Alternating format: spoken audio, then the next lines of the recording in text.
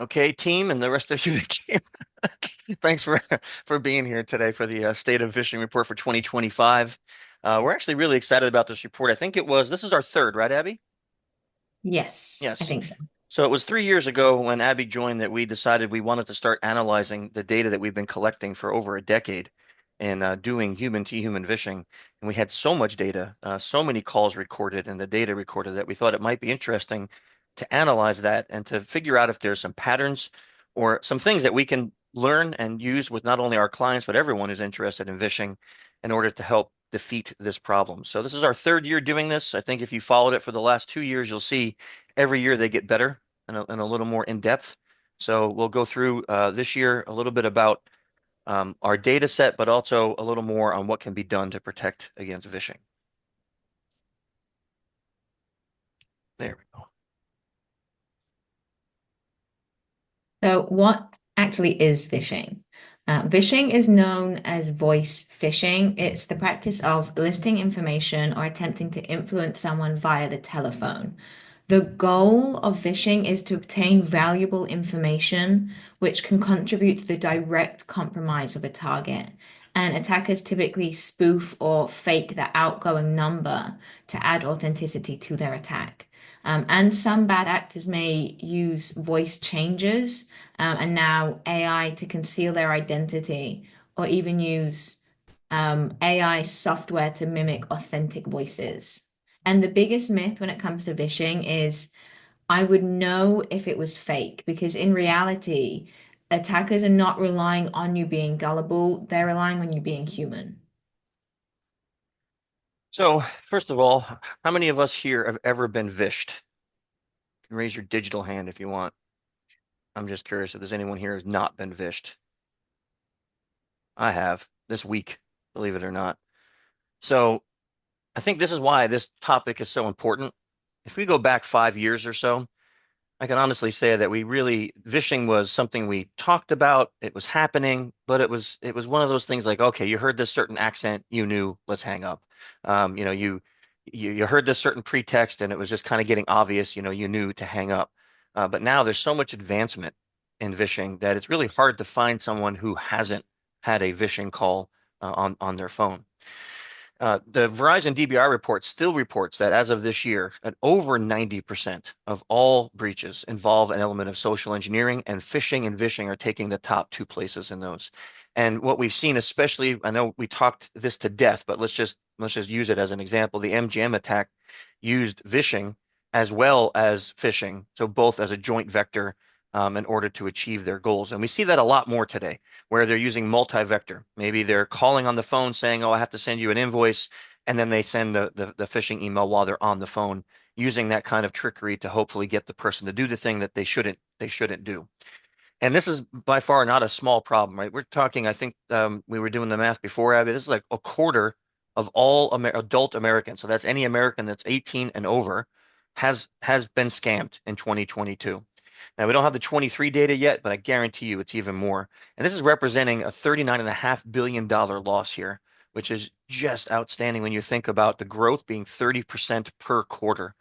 And we see it, I think we all see it. Like, I don't know about you, but the amount of spam SMSs and calls I get to my phone, right? So I have this app that like monitors the phone calls. And I can look at the daily calls I get, and it's spam, spam, spam, real one, spams. It's just nonstop how they are constantly calling to get our numbers out there. And the reason is, if we think about the last 18 months, all of the major cell phone carriers have been breached.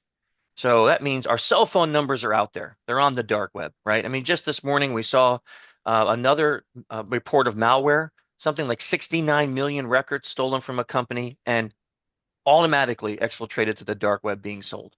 So our data is out there, and it's all of our data. So an increase in vishing definitely makes sense when we see this happening. Here's just one example from last year that we found really interesting to see how they were actually going to achieve their goal. So they wanted to get credentials from an employee, and they wanted to be able to install malware or to attack Twilio's customers. So to do that, they actually did obtain credentials. And how did they do it? Through a phone call. They made believe they were IT support. and they just did random calls by looking people up on LinkedIn, finding them, OSINTing their numbers, calling those numbers, and until they got someone who was willing to then give over their credentials as an IT support pretext.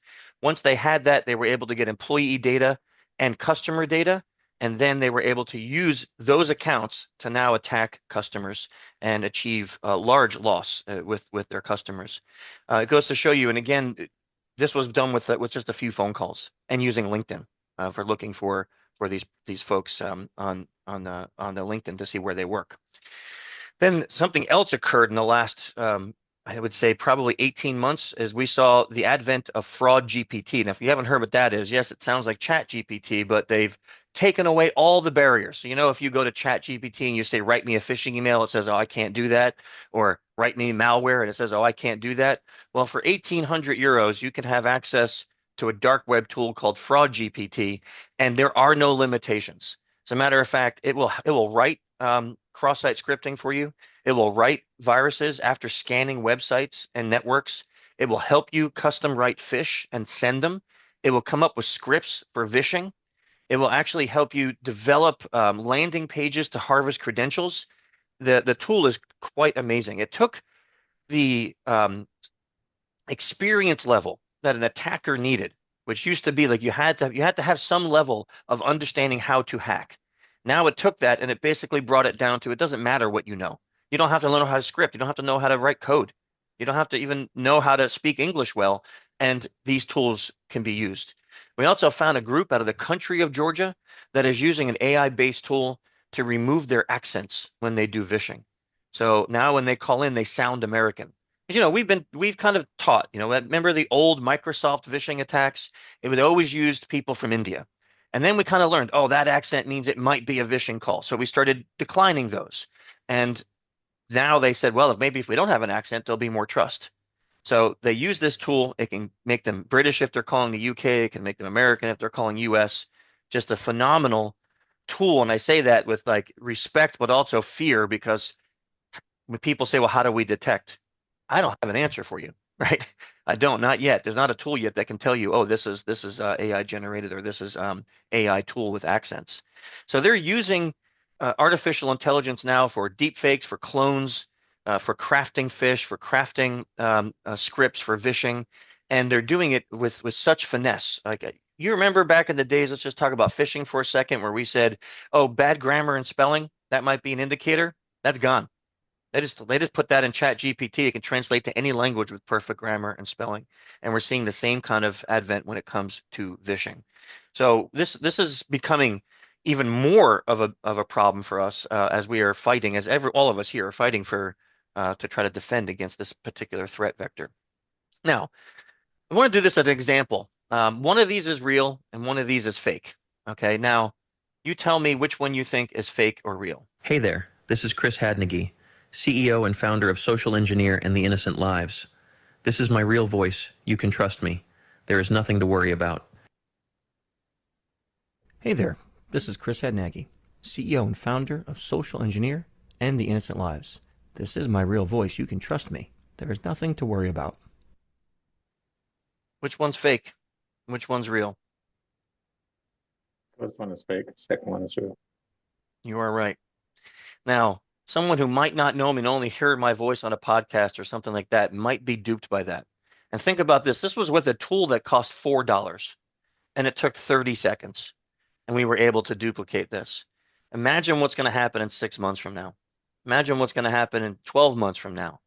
That is scary to me because all it needed was 2 minutes of audio to train it to sound like me.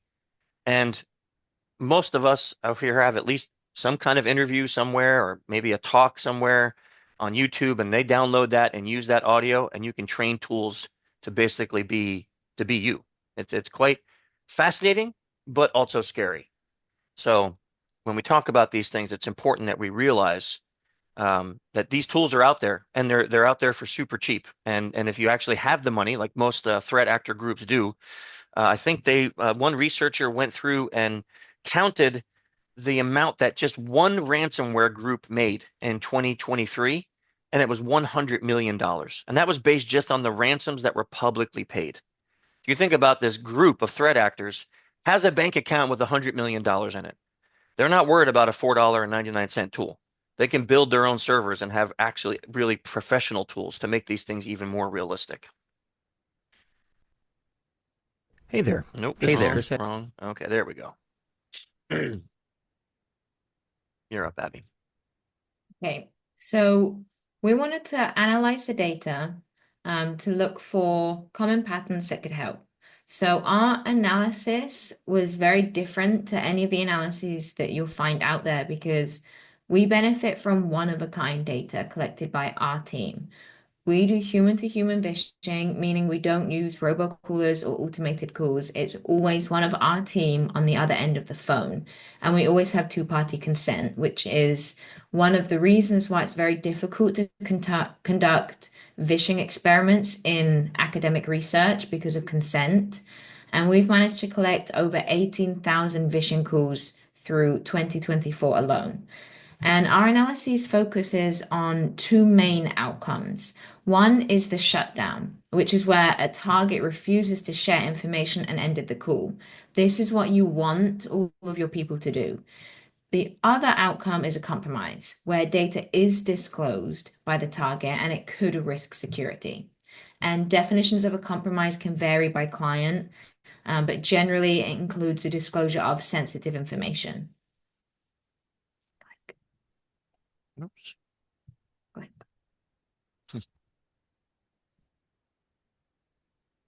Okay, so out of all of the calls, 31% resulted in a compromise, which is nearly 1 in 3 targets giving up sensitive information during the call.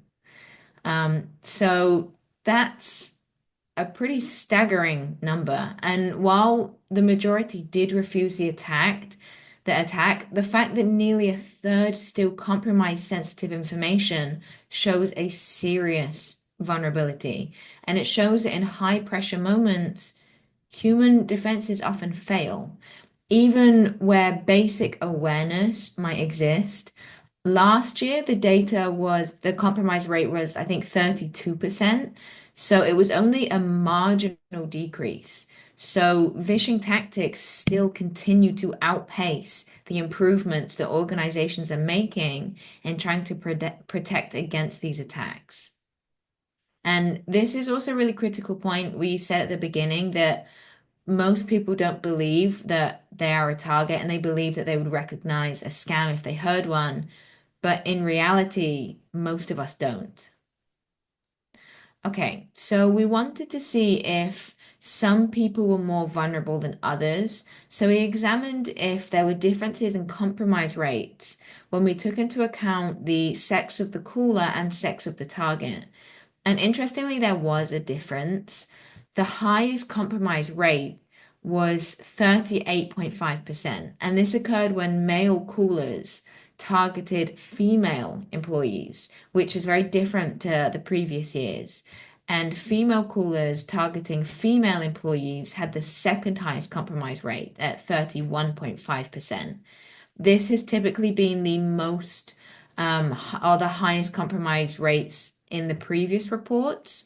And when female callers targeted male employees, the compromise rate dropped to 26%, nearly 27%. And then the lowest was 26.6%, which is still, again, a staggering figure. And these emphasize that general security really isn't enough because there are psychological and social dynamics that come into play with who is the most vulnerable. So we need to have a look at addressing the deeper factors, not just surface mechanisms of attack recognition.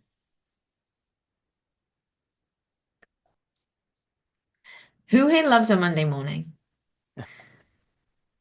Who here prefers a Monday morning to a Saturday night or a Sunday? We got some Probably really messed up not. people here. I mean, my favorite time of the week is a Monday morning, but most people probably prefer a Saturday or a Sunday or a Friday night, which is why often when we come into the office on a Monday or we sit behind our desks at home, we're still waking up or recovering from the weekend. And we're less cognitively alert. So, with that in mind, it probably makes sense that we found that we're most vulnerable on a Monday, with 11 a.m. on a Monday morning being the peak of vulnerability in the week for most people. And that's when we are not only tired from the week starting, but we're also hungry because it's just before lunch. And then Tuesday and Wednesday followed behind with slightly less compromises, followed by Thursday and Friday with the highest amount of shutdowns. So it shows that employees become more attuned throughout the week, just in time for the weekend to then become more vulnerable again on the Monday. And finally, we wanted to know if there were certain influence tactics. So we wanted to know if there were certain influence tactics that if a Visher used, they would be more likely to get a compromise than others. And we found that when Vishers used the tactic of authority, it was the most effective. And this is where they pose as experts or officials, like I'm an expert in my field, or I'm calling as a police officer or the IRS. And these high compromise rates show that targets often hesitate to question someone that they believe either holds power or has expertise. And then time pressure was also shown to be really effective for Vishers. And this is where Vishers create a sense of urgency and they try and push you into making a rush decision. So they exploit the scarcity principle, or exploiting the scarcity principle alongside that was also highly effective to increase the vulnerability because it leads to decision fatigue. So when you're under time pressure and you feel like time is running out, more people are likely to act impulsively. So it leaves them open to manipulation. And then tactics like liking and reciprocity were effective, but they were less effective than these other techniques. So it shows that general security knowledge really isn't enough, and organizations should be training individuals to spot and resist against specific psychological tactics. And research in social engineering is very difficult to conduct, again, because of the two-party consent and because we want it to represent the real world, but we can't create psychological harm. So it's very difficult to conduct generalizable studies. But some studies have been conducted in the past few years and they are starting to take off. Early studies are showing that when you train employees to understand the different influence tactics, it does seem to be a significant predictor of improved security measures. So why is this important? So there's a few reasons why we really want to focus on the data because I think we can go back even 15 or 20 years and we've been focused as an industry on computer-based training, right? And has it worked? I mean, no, obviously not, right? Not based on the data that we see here. It hasn't worked. As a matter of fact, some scientific studies have been done on the efficacy of CBTs and proven that they actually have a reverse effect because most employees tune out and they stop listening to it and they just get to the test, take it until they pass and move on. I mean, I have one employee here that was in the hospital and as her nurse was about to do her checkup, computer-based training came up on her screen. Right? I mean, how ridiculous is that timing? So what did she do? Well, she couldn't stop doing her checkup for the sick patient. So she got rid of the computer-based training and just said, I'll do it later. Things like that are occurring all the time. So that is why this data is so vital to us. How can we possibly make a change? Dr. Abbie brought up some really great points on that last slide. We see authority as one of the highest used principles that is successful. Well, let's talk about some of the things that we can do to help companies become more aware of that with the data and then use that to help protect against this type of attack vector. So sometimes we hear the statement that humans are our biggest vulnerability. Now, I know that humans are vulnerable, right? We all know that. But if we change that, if we reframe that thinking to saying that our humans in our company are our greatest asset, we view our employees differently. Instead of looking at all of you as a vulnerability for me and my company, I can look at everybody here and say, no, if you're trained properly, you're going to be the human firewall that we need to protect the company. So first is a mindset from the higher level. Right? And that's why we talk about this first. We really need to start viewing our employees as our greatest asset. If you have something of high value, what do you do with it in your home? So you don't put it on the bottom shelf and let it get dusty. You might put it somewhere where people can view it, or if it's really valuable, you might put it in a safe to keep it. You protect it. So that way some damage can't come to it. So if we view our people as our highest value asset in the company, then we'll train them properly. We'll empower them. We'll give them the ability to use the tools that are necessary to defend against this. And that goes right into our second point about focus on reporting. So when we work with clients, we're not interested in compromise ratio or click ratio or whatever it is. Yes, we collect that data, we need it, but I'm more interested in reporting ratio. Can we clarify how many times people report the attacks that are coming in? Because think about it, if we focus on that as part of our services, now your employees are being trained how to report properly. When a real attack comes in, if that muscle memory kicks in, your company is much more likely to not have a full breach because they're able to have that reported and stop it from people who may not have caught it, right? And so many times, one person reporting the proper attack could be the thing that shuts down the whole attack vector on your organization. So we train for confidence, not using fear. Punitive training, like if you tell an employee, so listen, if you fail these tests, you're going to get fired, or you may lose some benefits, or something may happen. What you create is insider threat. Now, I can do another whole webinar on this, but think about it. You have an employee inside who's told that if you fail the test we're doing, that they may get fired. And now they know they failed. And now they're just waiting for the hammer to fall. What do you think they might do? They might be more prone to steal data, to sell credentials, to do something. They do not value your company because all it is a fear-based environment. So we like to train with confidence and empowerment. What does that mean? Let's go back to Dr. Abbie's data on authority. Maybe one of the reasons it works so well is because employees are afraid that they don't have the power to say no to someone who they feel is an authority. Now, they may in their mind go, boy, this doesn't sound right. Like, I'm not sure if this call really sounds legitimate, but they're afraid to stand up and say something because they've been taught, well, if your manager or somebody above you says do this, you have to do it. But we train empowerment. Empower your people that if they really feel that something is off, this call is just not legit, there's just something in it that doesn't make sense, then empower them to be able to say, hey, I'm putting a stop to this. I don't think this is right. I'm going to report this. And nothing will happen to them, even if it was their boss, even if it was the CEO. A great story of this is Ferrari. Ferrari got a deep faked call to the CFO from the CEO. And the deep fake was the CEO. And he was telling him they're doing a new investment. He needed to do a wire transfer right away, and it was important. And the CFO just in his head thought, man, I really don't.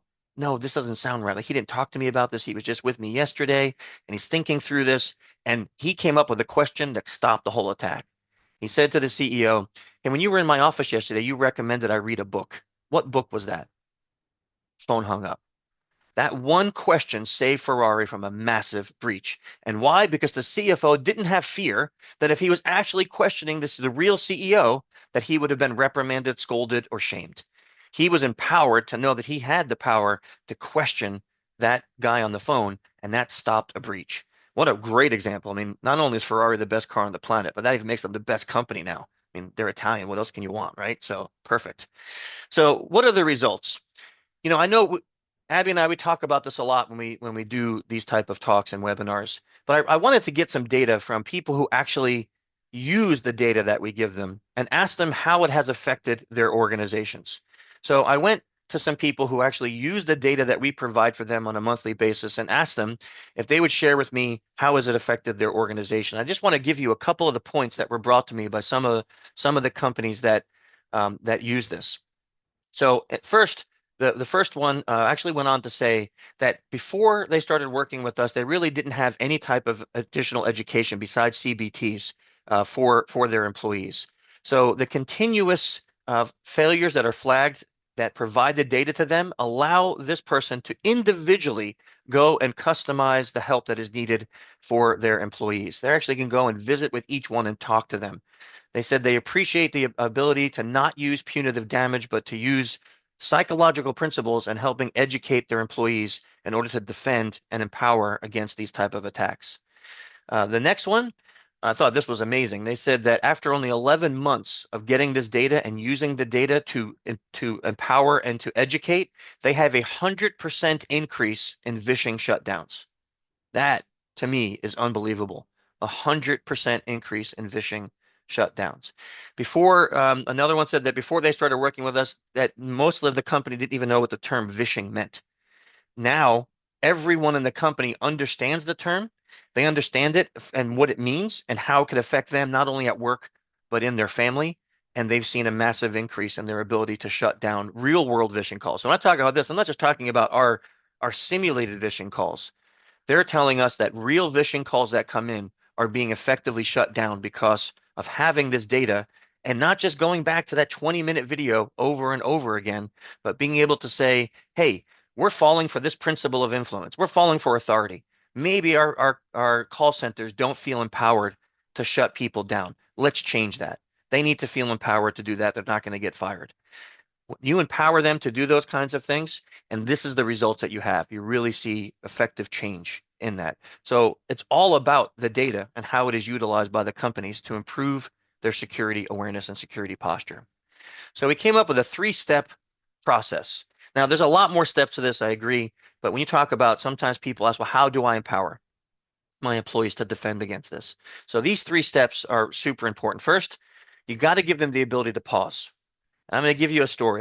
We had a client once here that they had us calling their call centers, and during the campaign, we found out that they had this rule: if a customer service rep was on the phone for over 90 seconds, their pay rate went down. You just think about that. Here's a call center out of the Philippines, so they're probably already getting lower pay, and if they were on for longer than 90 seconds, their pay rate went down. Now think about what that does to the call service rep. They're sitting there thinking, I have to solve this problem or get them to the next department in 90 seconds, or my family's pay is being altered. So using some time constraints and using some delays, we were able to add stress to these people that always allowed them to just pass us on. We went back to the company after just a day of calling and said, this is not the way to do it. You are not giving your people the ability to pause. They need the ability to say, but wait, the rules say you have to have A, B, C in order for me to transfer you, and you don't have that. So I need to be able to pause. And then second, verify. They need to be given the empowerment to verify. And if they couldn't, then they need to be given the power for the third thing, which is report, to shut that call down and report it without fear of retribution. So these 3 steps, pausing, verifying, and reporting, if you do these, you will see a massive increase in the security awareness of your company when it comes to all vectors of social engineering, but especially when it comes to vishing. Okay, now I think we left plenty of time to kind of take your questions on the report or anything to do with vishing or social engineering at all. You can either put it into the chat if you want, or if you want to unmute, you can just ask your questions, and we'd be more than happy to help.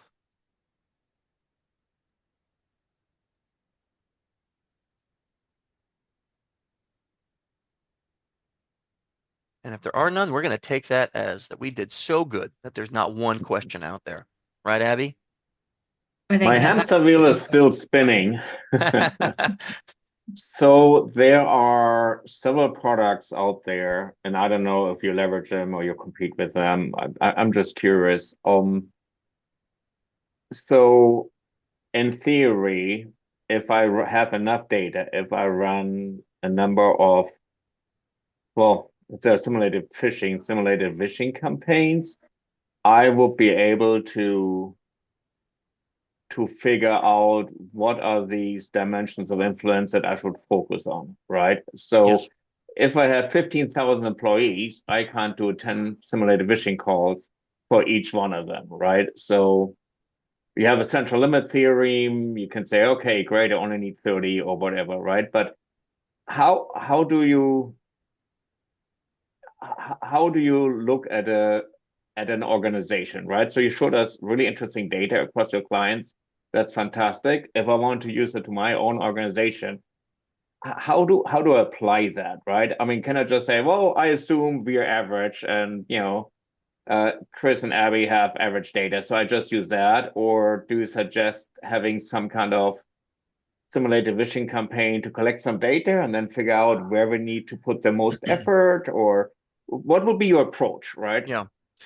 First of all, you have a couple really good questions in there. So let me answer your first question. unlike phishing, you're right. If you have 15,000 employees, we're not going to be able to make 15,000 calls this month. It's just not, Right. it's not Yeah. cost effective for you as a client, and it's not possible for a team, right? It's just not. You'd have to have an unimaginable amount of people in a call center trained, because we don't use just call centers. We don't use untrained people. Everyone that does these calls has to be a certified social engineer, right? So they have to pass our certification. So, so those two factors would prohibit it, right? Cost and human capital. So what we do with our clients is we'll say, okay, let's pick a number, 300, 500, 1,000 calls a month, right? Let's just say whatever that number is. Let's use a round number so it's easy for math. 500 calls a month. So we do those 500 calls a month, and we don't call just one call center. Let's call a few call centers. Let's call some just random employees. Let's do that. Month one. Now we'll have some aggregate data. We say after 3 months, we're going to start to see patterns, right? We're going to start to see those patterns, and then we'll be able to effectively help you with saying, okay, here's the patterns we see. Let's try training on these points, and then let's see if it shuts us down more, right? And then we'll continue that method. Now let's say, and you know, I think Joanne and Jason will kill me for saying this, but let's say you didn't want to do a vishing program, okay? But you just want to use the data here. Well, you can, because those 3 steps, the pausing, the verifying, the empowerment, although they don't cover the psychological principles, that right there, I'm sorry, the pause, the verify, and the reporting, those 3 steps right there could make an effective change in any organization, right? So if you're focusing on those 3 things, and let's say you're going, okay, right now, boy, I don't know if my people feel empowered to stop. I don't know if how you might say, how can I give my people the ability to verify?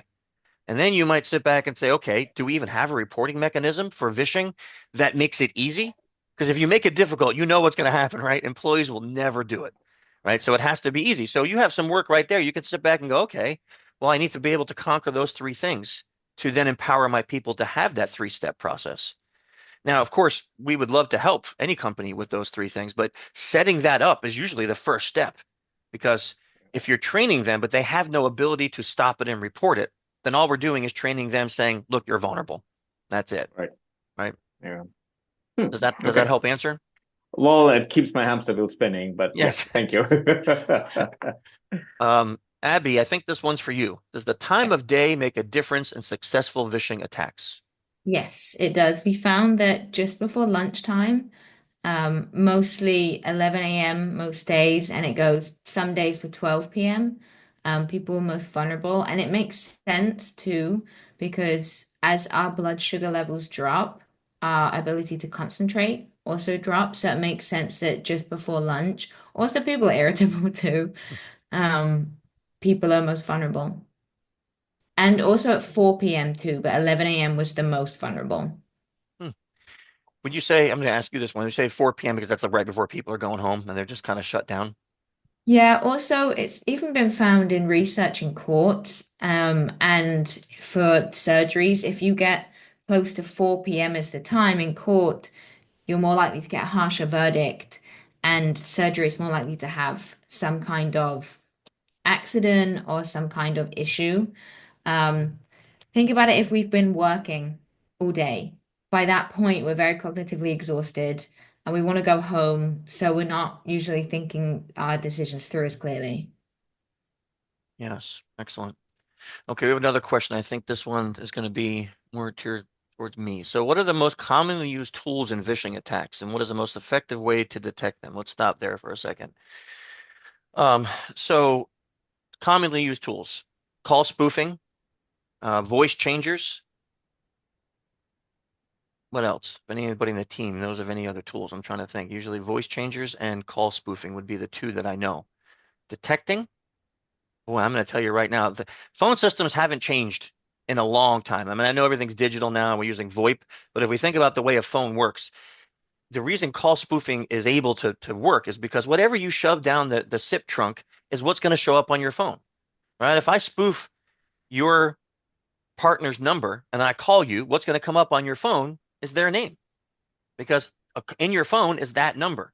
So it's going to just show up. How do you detect it? There are no good tools out there for a single person, right? Just like as an individual, there's not a tool I can say, like, go download this app and it will help.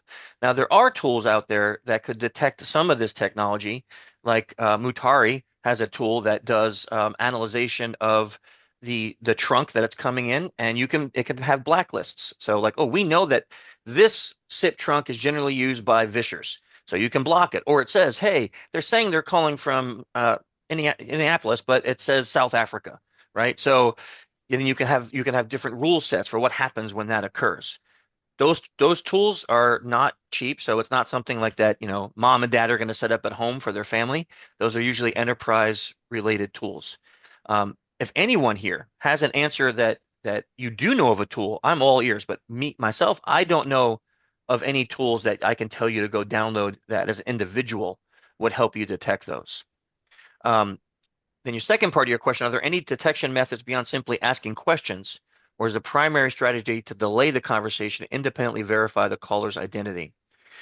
Yeah, so that's a really good question, by the way.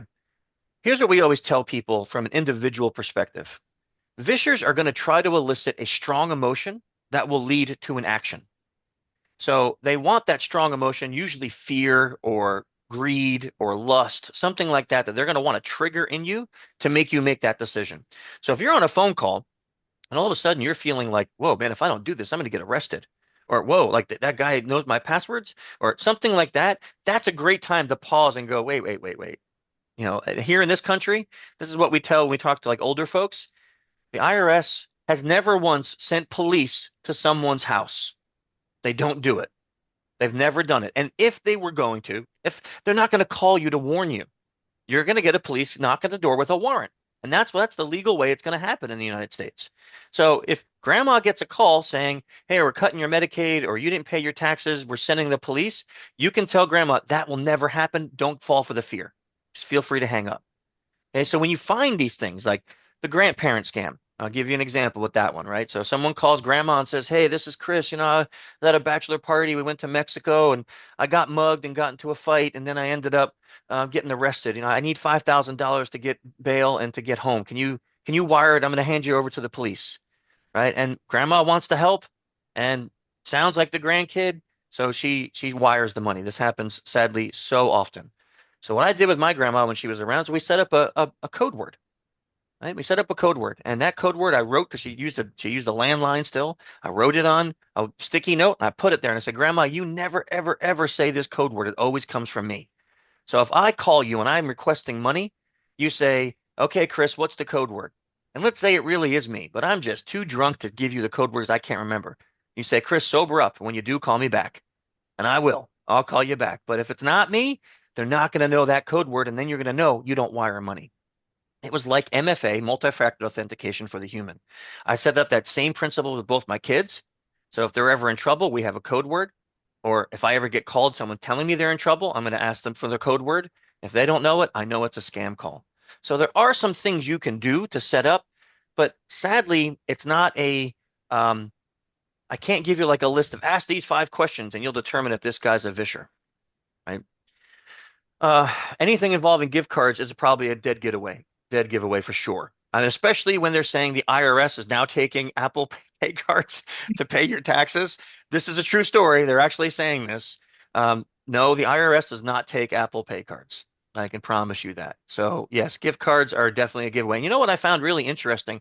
I'm not sure where you live if this is happening, but here where I live in Orlando, if you go into a grocery store and you try to buy anything more than 1 gift card, the manager comes out and says, hey, I'm not allowed to get in your business, but do you know that gift cards are being used for scams?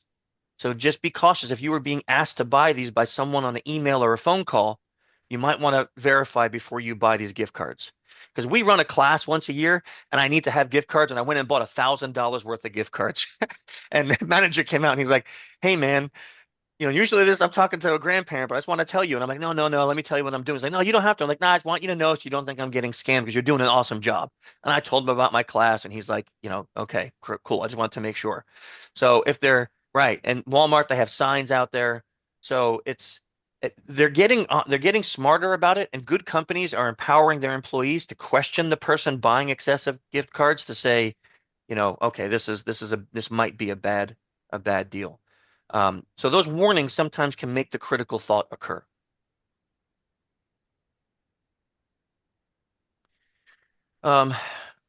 So vishing calls in other regions compared to the U.S. We actually, Abbie and I were in a conference in where was Spain, right, Abbie? Where this topic came up.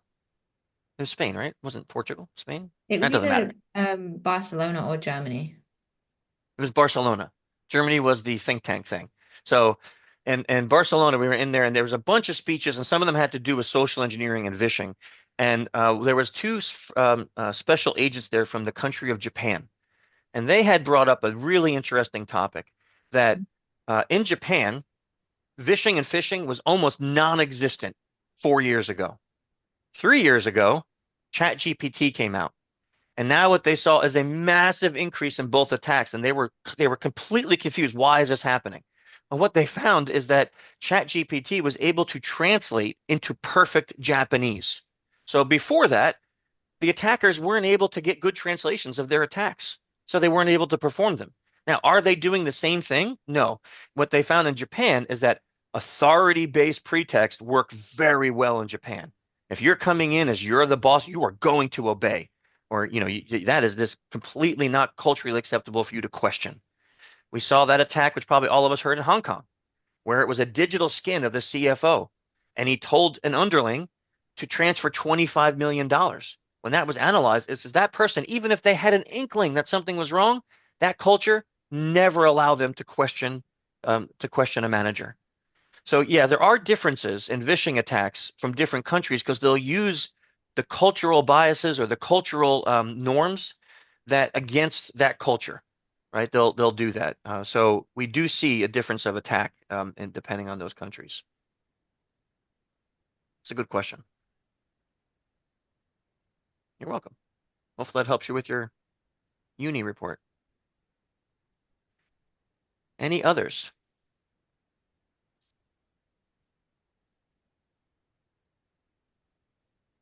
Okay, well, we don't need to belabor it. We really appreciate you all coming out today. We'll have this uploaded for sure so people can also view it and gain benefit from it. And please continue to download the report and use it. And if you come up with other questions on the data, feel free to email in. Abbie and I are always willing, and the team who are doing the hard work all the time, they're also willing to help out with questions and answers if you have anything that you would like to know more about the threat of vishing and how you can protect yourself against it. As always, you can find more information on social-engineer.com. And a quick shout out, if you're interested, we're holding the Human Behavior Conference in November 14th and 15th of this year, where we're going to be talking about the intersection of human behavior and information security. So it's going to be really fascinating. Our topic is actually influence and InfoSec. So we're going to be tying in science with information security and security awareness. So maybe we'll see some of you out there. Okay, until next time, I'm going to stop the recording.